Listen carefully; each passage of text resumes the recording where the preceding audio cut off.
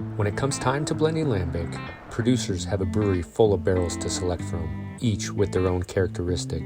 They will sample from their barrels, select those to contribute to their Gueuze, dedicate others to fruit beers, and tag other barrels for continued aging. Blending became popular because the spontaneous fermentation of the Lambic wort can have such unpredictable results. I was lucky to have Gert from Oud Beersel explain how blenders use their senses to determine which casks will blend best with others and in which percentages to create the final product. What I learned is that it's an art, more than a science, utilizing the blender's eyes, nose, and taste buds to create a beer that is made in accordance with time-honored traditions.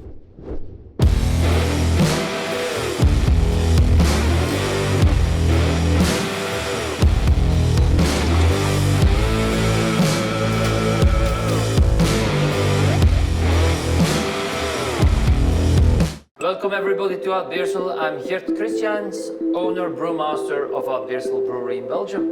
Cheers. Cheers.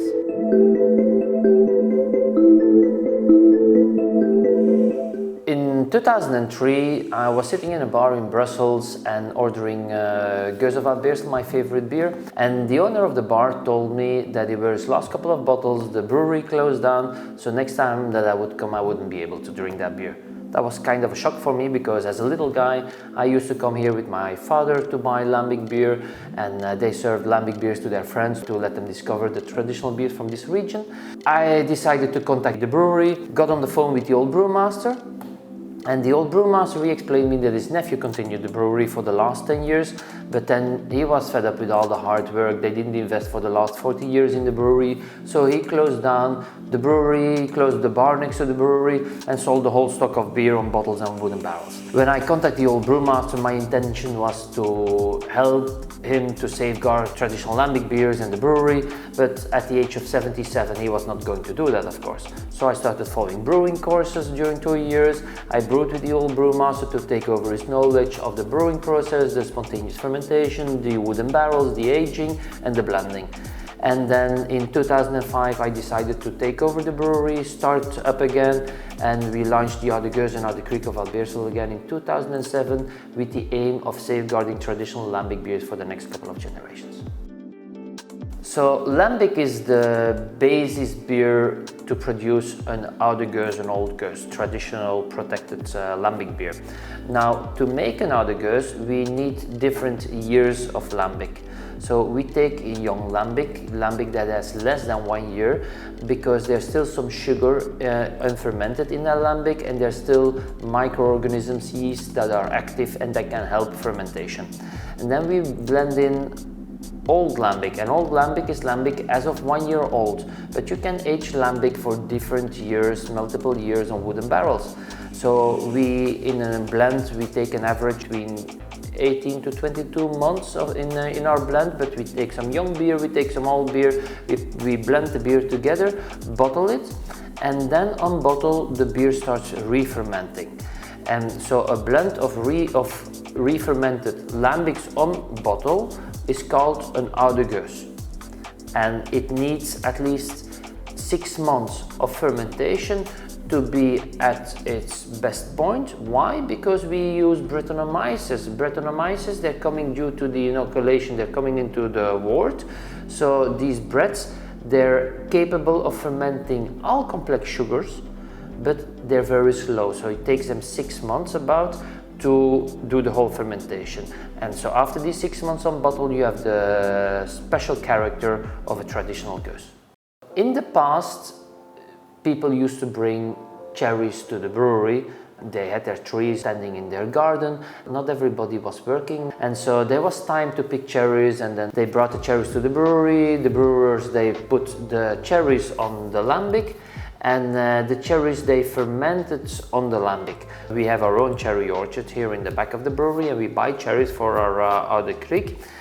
And these cherries, they go on 6-month-old Lambic, because then we still have some sugars in there, but mainly we have the yeast active in the Lambic.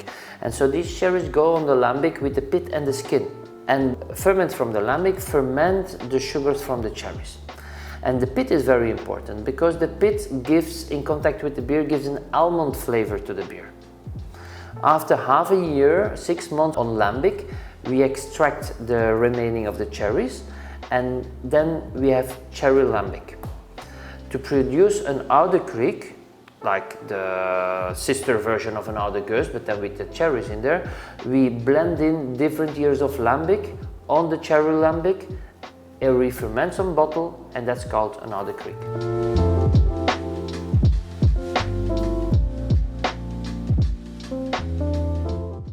This is young Lambic, less than 1 year old. Okay. So it's still in fermentation process. Yeah. Let's taste. You still have a lot of fruity aromas in there. Right. There's not too much Brettanomyces activity yet. The Brettanomyces, they can take away some of the fruitiness in there. So this is still more into the Saccharomyces that produce the fruity aromas, and then you have the sourness, but mainly lactic sourness in the beer. Explain to me like kind of the process you're going through each barrel, and you choose, you do like what you did here, you fill the glasses, you taste it. Well, we taste all the barrels, Taste all the and barrels. we measure the beer as well to see what the fermentation degree is. Gotcha. We taste to see if there are any taste defaults in the beer. But then as well, on a practical level, we have rows of barrels, and we're not just picking out one barrel here and then one barrel there. So once we decide on a row, we know the average age as well that we want to reach between the 18 and 22 months for the blend of the Gueuze. So we decided we want to have this row, but we're just checking if there are any barrels in there that would pop out and would not fit in the blend. But in general, we just go by row. We say this row, we need volume from that row, and then blend it with some big barrels. Gotcha. We always blend the small barrels with the big barrels for the regular Oude Gueuze of Oud Beersel. This Lambic here is over 2 years old, coming from a big fooder, 120 hectoliter fooders. The Lambic on there is smoother because there's less surface of wood compared to the volume of beer, so less micro-oxygenation. So the beer goes slower in fermentation, but it's more delicate, more refined. So now we'll blend these beers together, and we'll see how flavors change when you blend different lambics together. And then you have to imagine a re-fermentation on bottle, and then it becomes an Oude Gueuze, which brings it to another level again. Awesome. I'm excited. Let's do this. So we selected our 3 lambics that we're going to blend together. We've tried everyone separately, and maybe it's best you nip at the beers again to have an impression. Right. And then we're going to put them in a glass, and we're going to blend them together, and then we're going to discover what difference it brings, because the nice thing about blending lambics is that it's not 1 + 1 is 3, it's not 1 + 1 is 2.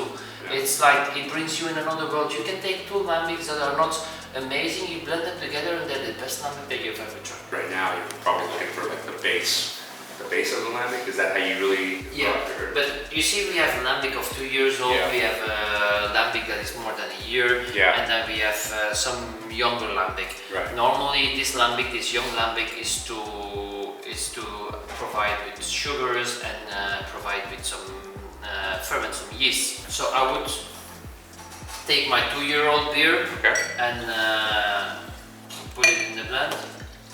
Take the 50-month-old beer here, put it in the blend, and then add some young beer to that.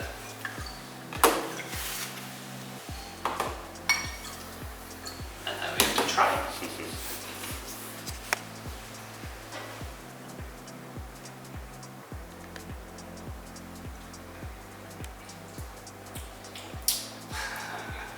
This is something else. Something, yeah, something completely different. And then imagine if we add a little bit of Gueuze in there. Yeah. Because this is a blend of far more barrels than you have in the blend that you made in your glass. Yeah. And it brings some carbonation in there as well.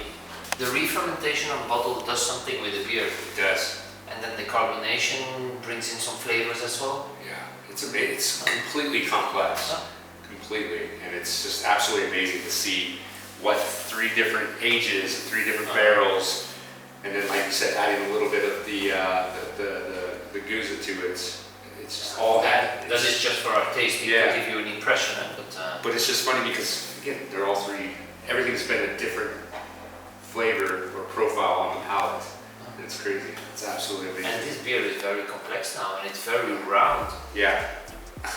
Cheers. Cheers. Well, you learned something today. Yeah.